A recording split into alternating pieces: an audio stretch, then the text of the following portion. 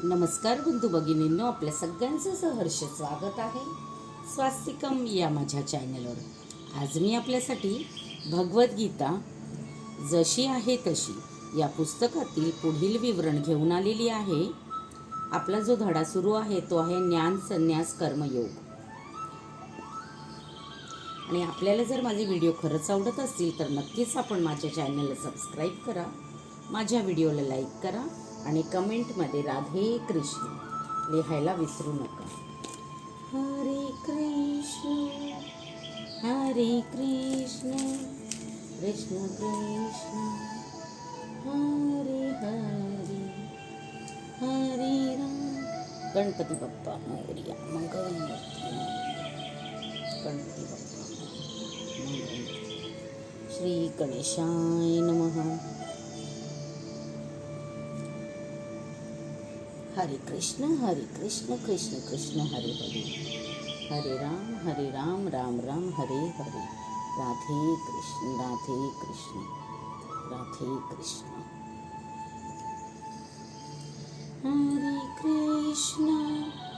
हरे कृष्ण कृष्ण कृष्ण हरे हरे, हरे राम राम राम हरे हरे, हरे कृष्ण कृष्ण कृष्ण हरे हरे, हरे राम राम हरे हरे। राधे कृष्ण राधे कृष्ण। नैवेद्यम समर्पयामि, नैवेद्यम समर्पयामि। राधे कृष्ण। हरे कृष्ण कृष्ण कृष्ण हरे हरे, हरे राम राम राम हरे हरे। राधे कृष्ण। चला मग आजच्या विवरणात सुरुवात करूया।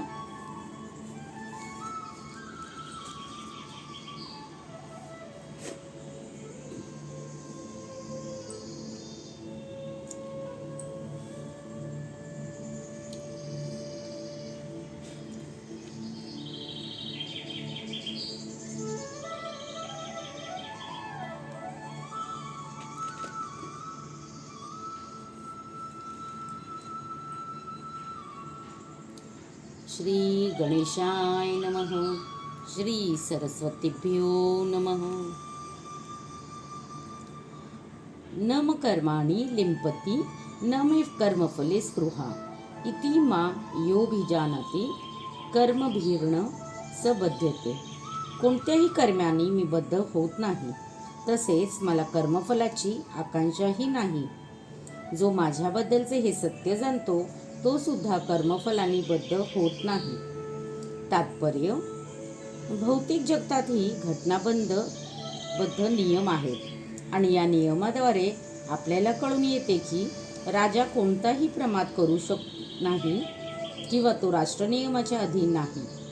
त्याचप्रमाणे भगवंत जरी भौतिक जगताचे सृष्टा असले तरी ते भौतिक जगताच्या कार्यामुळे प्रभावित होत नाहीत। ते सृष्टीची निर्मिती करून सृष्टीपासून अलिप्त राहतात, तर प्राकृतिक साधनांवर स्वामित्व गाजविण्याच्या आपल्या प्रवृत्तीमुळे जीव हे भौतिक कार्याच्या कर्मफलातच गुंतून राहतात। एखाद्या संस्थेचा मालक आपल्या कर्मचाऱ्यांच्या योग्य अथवा अयोग्य कार्याला जबाबदार नसून कर्मचारी हे स्वतःच जबाबदार असतात। जीव आपल्या इंद्रिय तृप्तीच्या विशिष्ट कार्यामध्ये मग्न असतात आणि ही कार्य भगवंतांनी नेमलेली नसतात।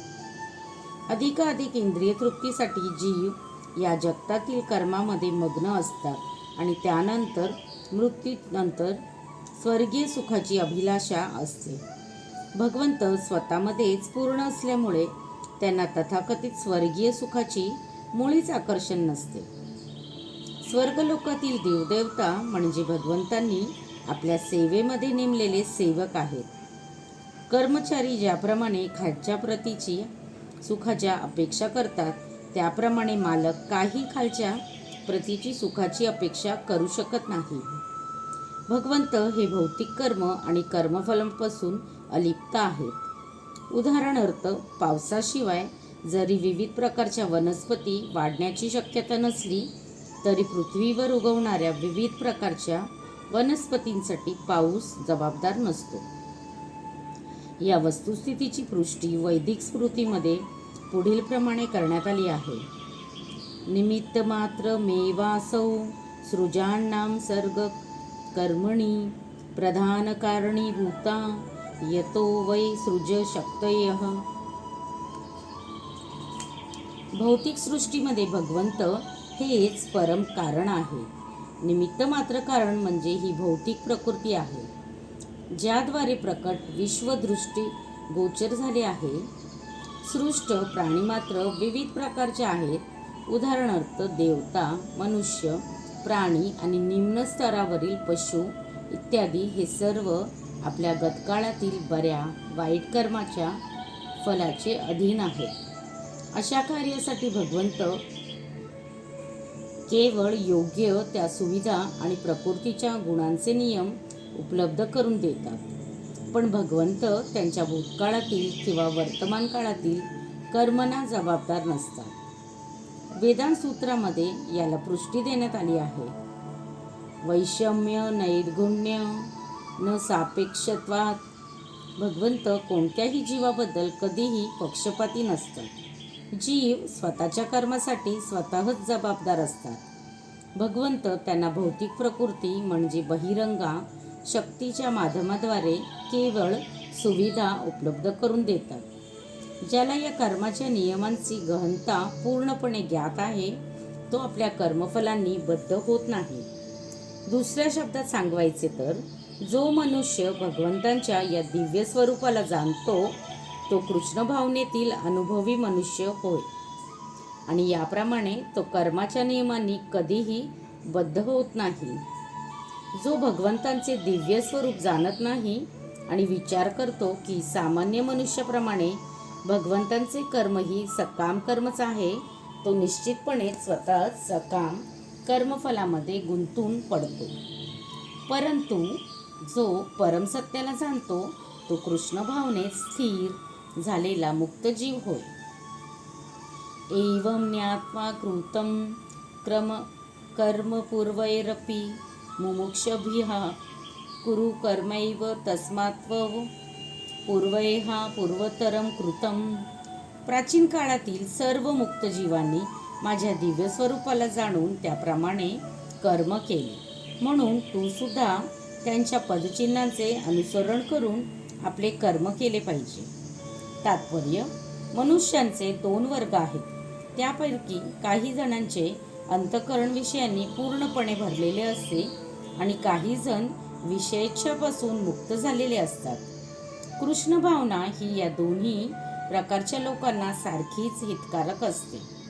ज्यांचे हृदय दूषित गोष्टींनी पूर्णपणे भरलेले आहे ते भक्तिपूर्ण सेवेच्या नियामक तत्वांचे पालन करून क्रमाक्रमाने शुद्धीकरण होण्यासाठी कृष्ण भावनेचा अंगीकार करू शकतात.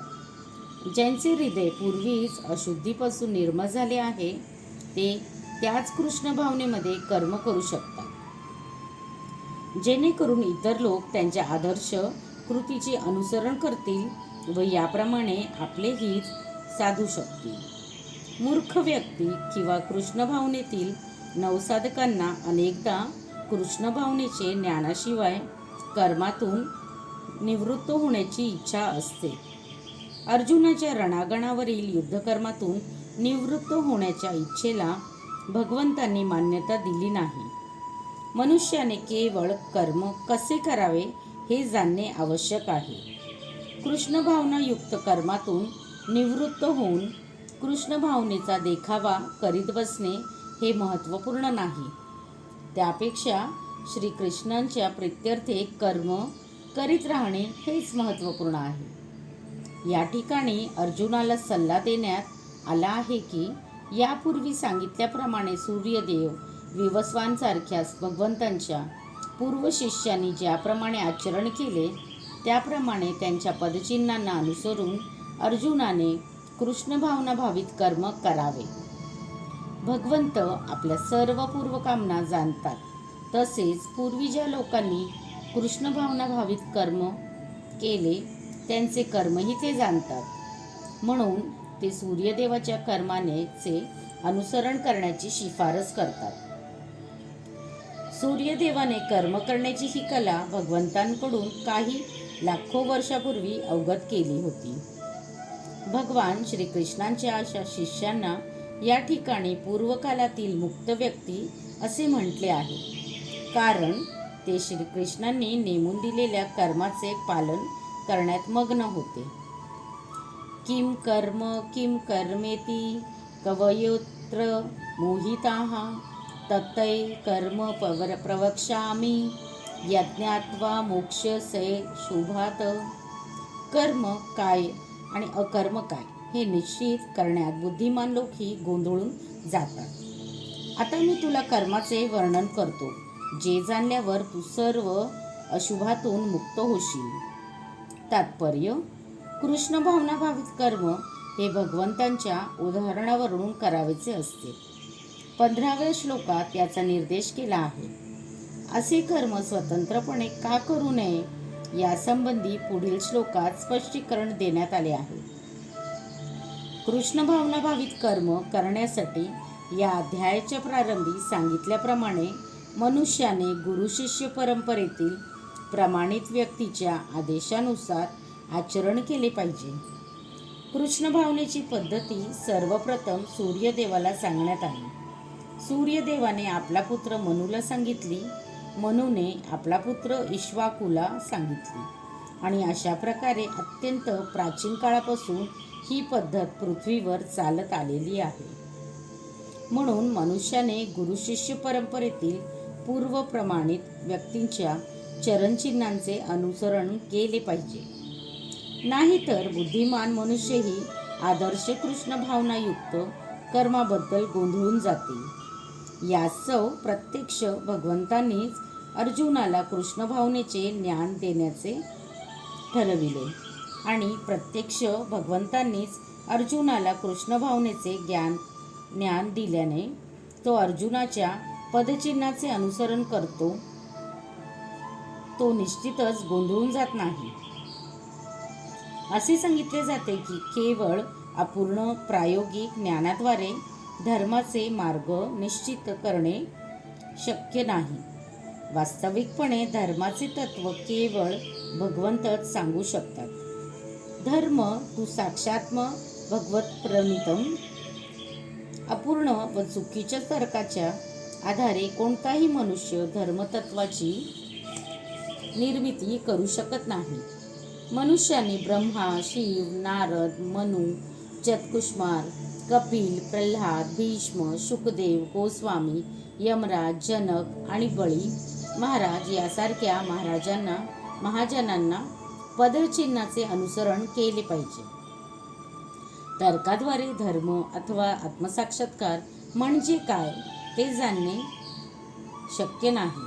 म्हणून आपल्या भक्तांवर अहेतुकी कृपा करण्यासाठीच भगवंत प्रत्यक्ष अर्जुनालाच कर्म आणि अकर्म काय याचे वर्णन करू सांगतात. केवळ कृष्ण भावनाभावित कर्म केल्यानेच भौतिक अस्तित्वाचा जंजाळातून मुक्त होता येते. कर्मणो ह्यापि बौद्धव्यम च विकर्मणः अकर्मणश्च बौद्धव्यम गहना कर्मणो गतिः. कर्माच्या गुंतागुंती समजणे अत्यंत कठीण आहे. म्हणून मनुष्याने कर्म, विकर्म आणि अकर्म म्हणजे काय हे योग्य रीतीने जाणले पाहिजे. तात्पर्य: भौतिक बंधनातून मुक्त होण्याबद्दल जर मनुष्य गंभीर असेल तर त्याने कर्म, अकर्म आणि विकर्म यातील भेद जाणला पाहिजे. मनुष्याने कर्म, त्यापासून निर्माण होणारे कर्मफल आणि विकर्म यांचे स्वतः पृथक्करण करण्याचा प्रयत्न केला पाहिजे, कारण हा एक अत्यंत गहन विषय आहे. कृष्ण भावना आणि त्यानुसार केले जाणारे कर्म जाणण्यासाठी त्याने स्वतः व भगवंत यातील संबंधाविषयी ज्ञान प्राप्त करणे आवश्यक आहे. ज्याला या संबंधाचे पूर्ण ज्ञान होते तो जाणतो की प्रत्येक जीव हा भगवंतांचा शाश्वत सेवक आहे आणि म्हणून जीवाने कृष्ण भावनेमध्ये कर्म करणे अत्यावश्यक आहे. संपूर्ण भगवद्गीता याच उद्देशाकडे निर्देश करते. या कृष्ण भावनेच्या विरुद्ध असणारा इतर कोणताही सिद्धांत व त्यानुसार केले जाणारे कर्म म्हणजे विकर्म आणि निशब्द कर्म होय. हे सर्व जाणून घेण्यासाठी कृष्ण भावनेतील अधिकृत व्यक्तींच्या सत्संगाने त्यांच्याकडून रहस्य जाणून घेतले पाहिजे. असे करणे म्हणजे प्रत्यक्षपणे साक्षात भगवंतांकडून ज्ञानप्राप्ती केल्याप्रमाणेच आहे. नाहीतर अत्यंत बुद्धिमान व्यक्तीही गोंधळून जातील. कर्मण्य कर्म यः पश्यन्त कर्मणि च कर्म यः स बुद्धिमान मनुष्यो स युक्तः कृत्स्यन् कर्म कृत. जो कर्मात अकर्म पाहतो आणि अकर्मात कर्म पाहतो तो बुद्धिमान मनुष्य होय. आणि जरी तो सर्व प्रकारच्या कर्मामध्ये मग्न असला तरी तो दिव्य स्तरावर स्थित आहे.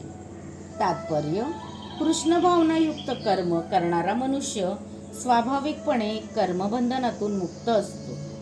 तो आपली कर्मे कृष्ण प्रीत्यर्थे करीत असल्याकारणाने त्याला कर्माचे परिणामापासून सुखदुःखे भोगावी लागत नाही. म्हणून कृष्ण भावना प्रीत्यर्थे जो जरी सर्व प्रकारचे कर्म करण्यात मग्न असला तरी तो मानव समाजातील बुद्धिमान मनुष्य आहे. अकर्म म्हणजे फलरहित कर्म होय.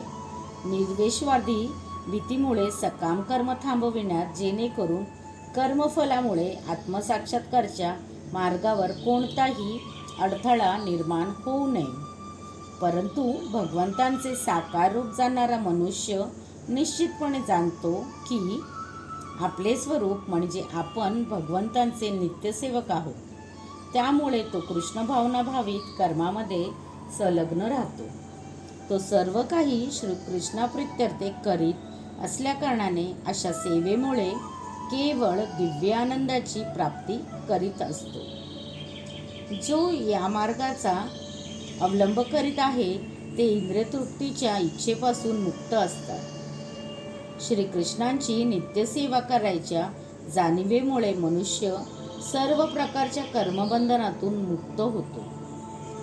यस्य सर्वे समारंभः कामसंकल्पवर्जिताः ज्ञाननिग्धं कर्माणं तमाहुः पंडितं बुद्धः.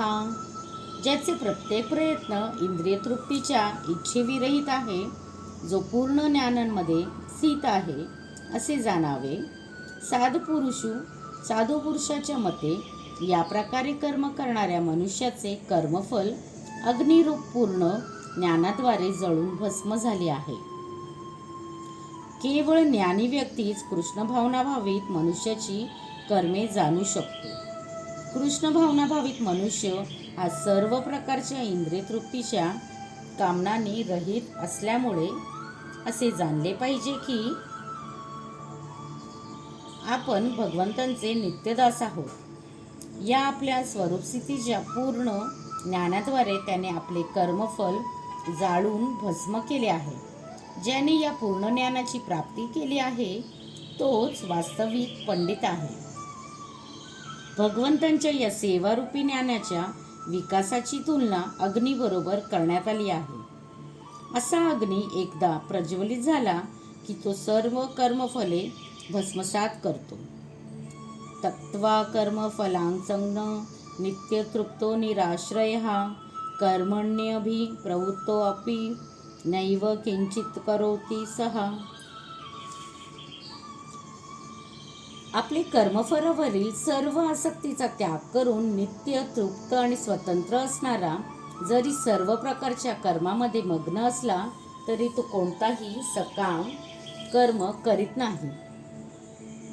तात्पर्य: जेव्हा मनुष्य कृष्ण भावनेमध्ये म्हणजेच सर्व काही कृष्णाप्रीत्यर्थे करतो तेव्हाच तो कर्मबंधनातून मुक्त होऊ शकतो.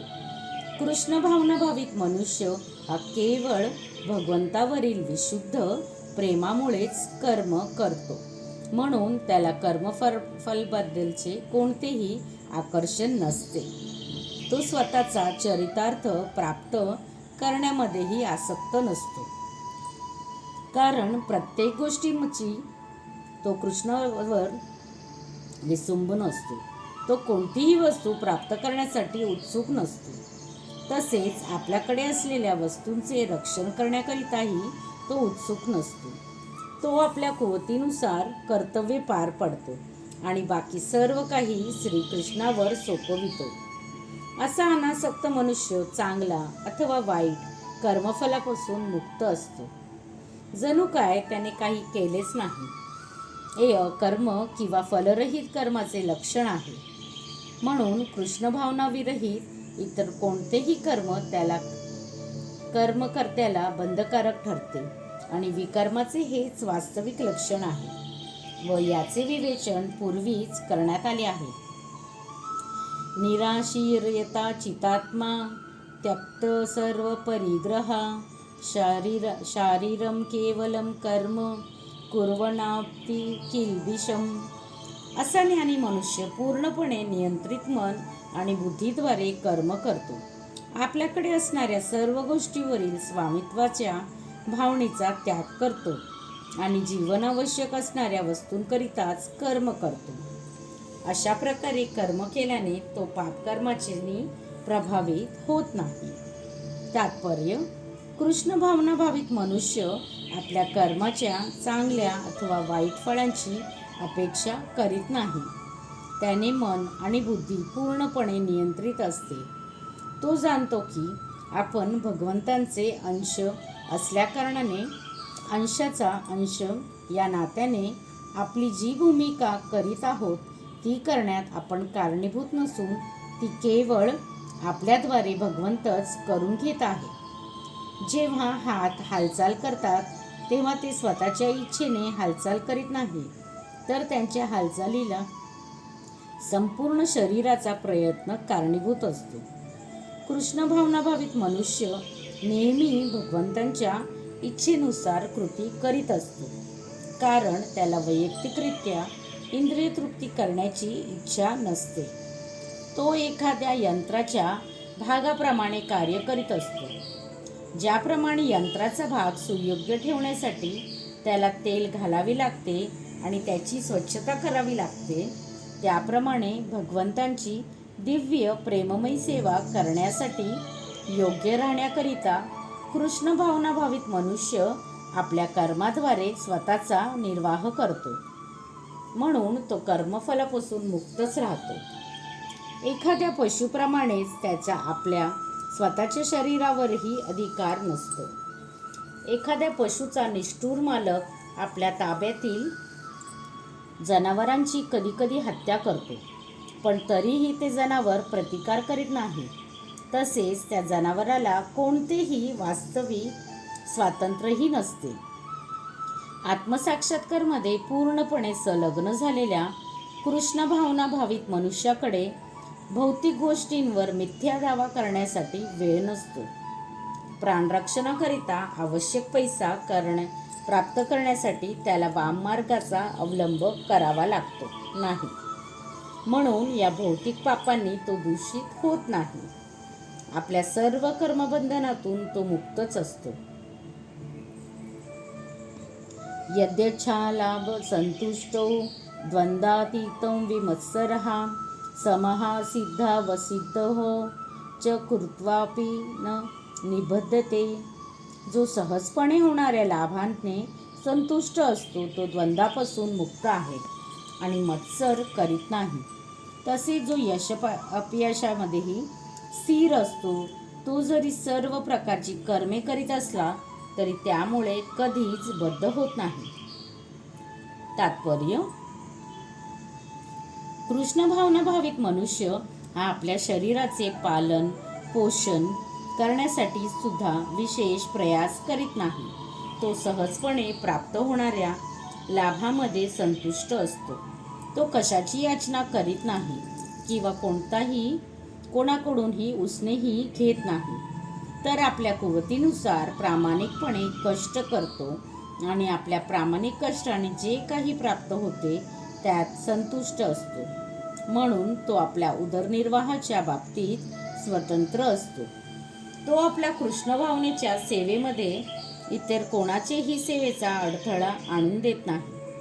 तरीही भगवत सेवेप्रित्यर्थे भौतिक जगतातील द्वंद्वापासून विचलित न होता कोणत्याही प्रकारचे कर्म करण्यास तो तत्पर असतो. शीत आणि उष्ण किंवा सुख आणि दुःख या रूपात भौतिक जगतातील द्वंद्वापासून अनुभव येतो.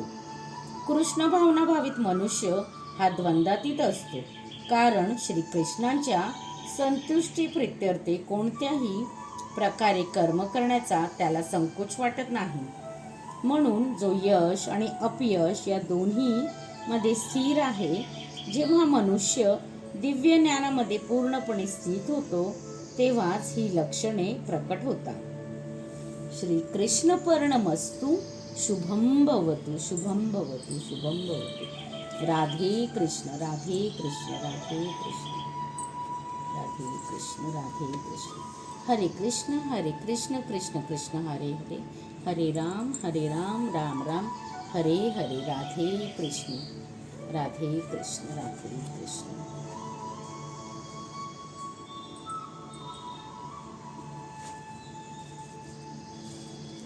राधे कृष्ण, राधे कृष्ण.